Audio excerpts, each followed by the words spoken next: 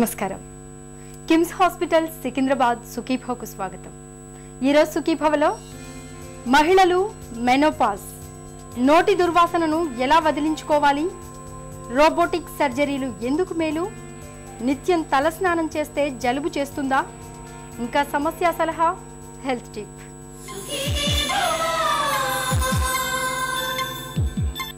50 ఏళ్ల వయసు వచ్చేసరికి చాలా మంది మహిళలకు ఋతుచక్రం శాశ్వతంగా ఆగిపోతూ ఉంటుంది. ఈ మెనోపాజ్ దశలో ఒంట్లో హార్మోన్లు తగ్గుముఖం పట్టడంతో శారీరకంగా మానసికంగా చాలా ఇబ్బందులు ఎదురవుతూ ఉంటాయి. ఒళ్లంతా వేడి ఆవిర్లు వస్తూ అగ్నిగుండంగా మారుతూ ఉంటుంది. చీటికి మాటికి తలనొప్పులతో పాటు ఆందోళనలు, డిప్రెషన్ వంటి మానసిక చికాకుల బెడద కూడా పెరుగుతూ ఉంటుంది. మెనోపాజ్ దశలో ఎదురయ్యే సమస్యల్ని అధిగమించే మార్గాల గురించి ఇప్పుడు తెలుసుకుందాం.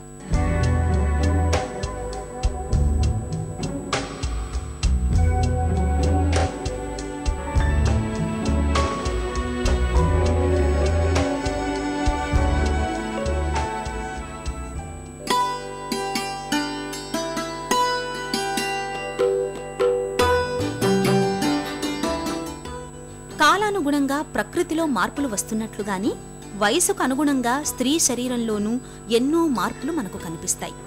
కౌమారంలో ఋతుచక్రం, యవ్వనంలో సంతానం, మలి వయసులో మెనోపాజ్, ఇలా స్త్రీ జీవితంలోని ప్రతి మజిలీ ప్రత్యేకం.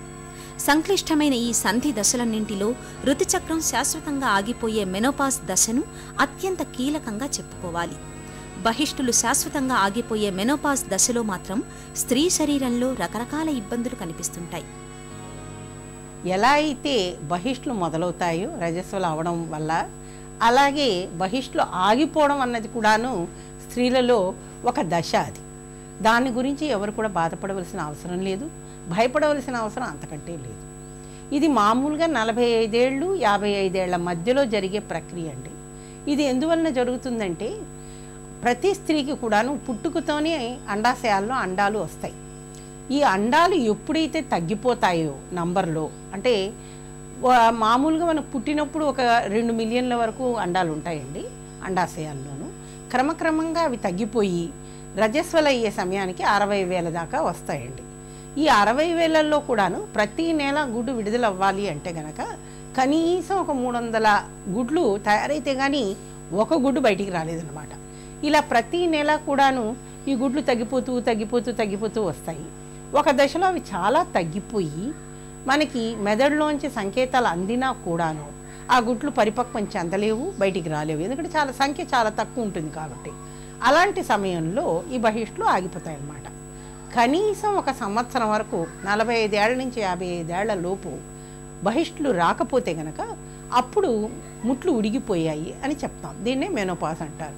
ఈ హార్మోన్ల లోపం వల్ల మన శరీరంలో చర్మం ముడతలు పడడం, అలాగే జుట్టు రాలిపోవడము, స్త్రీలలోనూ ఈ బ్లడ్ ప్రెషర్ ఎక్కువ అవ్వడము, గుండె జబ్బులు అధికం అవ్వడం ఈ ఈస్ట్రోజన్ అన్న హార్మోన్ లోపం వల్ల ఎక్కువగా జరుగుతుంది.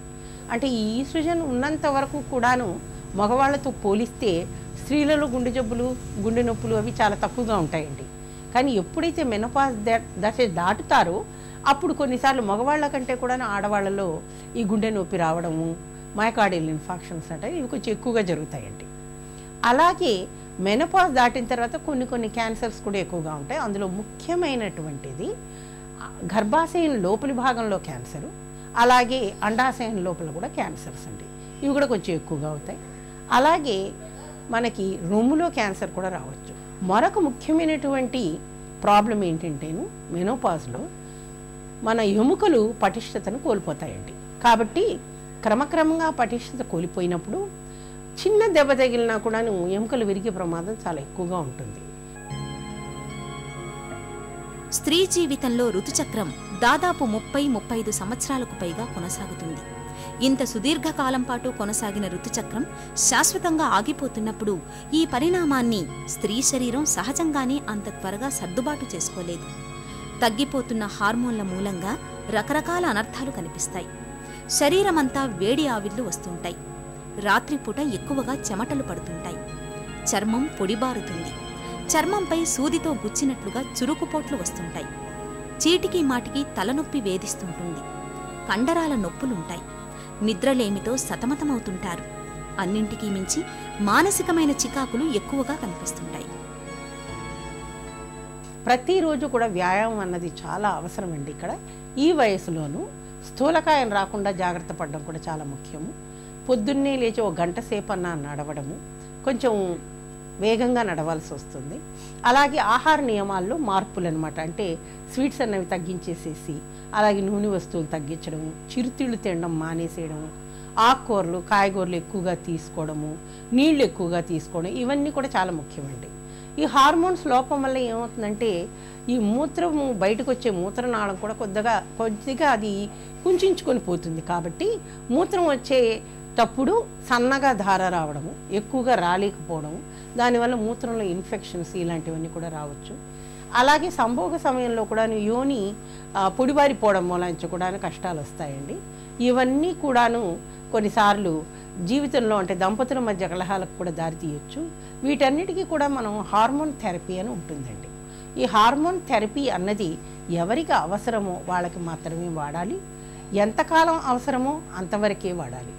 ఇవన్నీ కాకుండా ముఖ్యంగా ఇంకొక పెద్ద సమస్య ఏమిటంటేను వేజోమోటార్ సిమ్టమ్స్ అంటాం. అంటే మంచి ఏసీ రూమ్లో కూర్చున్నా, ఫ్యాన్ కింద కూర్చున్నా ఉన్నట్టుండి వాళ్ళకి వేడిగా గాడ్పుల్లాగా రావడం చెవుల్లోంచి, అలాగే చెమటలు రావడం, ఇలాంటివన్నీ వస్తాయి. వీటికి మాత్రం హార్మోన్ థెరపీ తీసుకుంటే కానీ తగ్గదండి. తప్పనిసరిగా వాళ్ళు హార్మోన్స్ వాడి తీరాల్సిందే. బహిష్టులు శాశ్వతంగా ఆగిపోవడం అనేది ప్రతి మహిళ జీవితంలోనూ ఒక తప్పనిసరి మజిలీ. కీలకమైన ఈ దశలో హార్మోన్లు తగ్గడం మూలంగా శారీరకంగా, మానసికంగా కొన్ని ఇబ్బందులు ఎదురవ్వడం చాలా సహజమైన విషయం. అయితే ఈ ఇబ్బందులు తాత్కాలికమేనని గుర్తుంచుకోవాలి. ఏడాది 2 ఏళ్లలోపు సమస్యలన్నీ సర్దుకుంటాయి. సమస్యలు మరీ తీవ్రంగా ఉన్నప్పుడు, ఎంతకాలానికి తగ్గనప్పుడు ఆధునిక వైద్యంలో హార్మోన్ రీప్లేస్మెంట్ థెరపీ ఇప్పుడు ఒక చక్కటి పరిష్కారంగా మనకు అందుబాటులో ఉంది. 40 ఏళ్ల లోపల గనక ముట్లు ఉడిగిపోతే గనక దాన్ని మేము ప్రిమెచ్యూర్ మెనోపాజ్ అంటాం. అందులోనూ 35 ఏళ్ల లోపు గనక వాళ్ళకి ముట్లు ఉడిగిపోతే అవి చాలా సమస్యలకు దారితీయచ్చండి. అలాంటప్పుడు మాత్రం వీళ్ళు తప్పనిసరిగాను హార్మోన్స్ వాడాల్సి ఉంటుంది. 50 ఏళ్ల వరకు ప్రతి నెల బహిష్టులు వచ్చేలాగా చూసుకోవాల్సి ఉంటుంది. దాని తర్వాత ప్రత్యామ్నాయంగా హార్మోన్స్ వాడచ్చు. తొందరగా అండాశయాలు తీసే ప్రక్రియని తప్పకుండా ఆపాలి. ఏదైనా అవసరం పడి ఇలాంటి ఆపరేషన్లు అయితే కనుక డాక్టర్ల దగ్గర వాటికి చికిత్స ఏంటి అని కనుక్కొని చికిత్స చేయించుకోవాలి. అన్నిటికంటే ముఖ్యమైనది ఆహార నియమాలు, వ్యాయామాలు చాలా ముఖ్యమండి. ఈ సమయంలో ఇవన్నీ పాటిస్తే మనం మెనోపాజ్ను చూసి భయపడవలసిన అవసరం లేదు. అది కేవలం మన జీవితంలో ఒక దశ అన్నది మనం చూసుకోవచ్చు, జీవితాన్ని ఆనందమయం చేసుకోవచ్చండి. మెనోపాజ్ ఇబ్బందులు మరీ ఎక్కువగా ఉండి ఎంతకాలానికి తగ్గనప్పుడు బయటి నుంచి హార్మోన్లు అవసరమని డాక్టర్ నిర్ధారించినప్పుడు మాత్రమే హార్మోన్ రీప్లేస్మెంట్ థెరపీ తీసుకోవాలి. సాధారణంగా ఏడాది 2 ఏళ్లలోపే మెనోపాజ్ ఇబ్బందులన్నీ చాలా వరకు తగ్గిపోతాయి. ఈ ఏడాది 2 ఏళ్ల కాలంలో ఆహారం, వ్యాయామం, జీవనశైలిలో మార్పులు చేసుకోవడం ద్వారా మెనోపాజ్ సమస్యల నుంచి చక్కటి ఉపశమనాన్ని పొందవచ్చు. ఋతుచక్రం శాశ్వతంగా నిలిచిపోయే మెనోపాజ్ దశలో హార్మోన్ల తగ్గుదల మూలంగా ఎదురయ్యే ఇబ్బందులు, వాటిని అధిగమించే మార్గాల గురించి తెలుసుకున్నాం కదా. ఇప్పుడు చిన్న విరామం తీసుకుందాం.